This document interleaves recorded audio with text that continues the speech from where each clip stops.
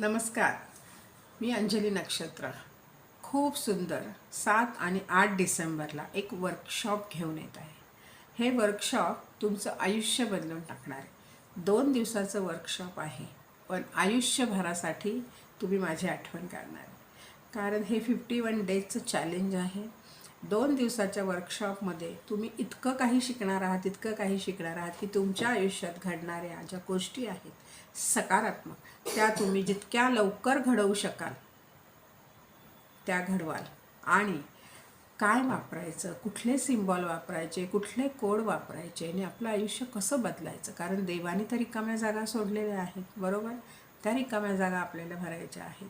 म्हणून वामनराव पै म्हणतात, तूच आहे तुझ्या जीवनाचा शिल्पकार.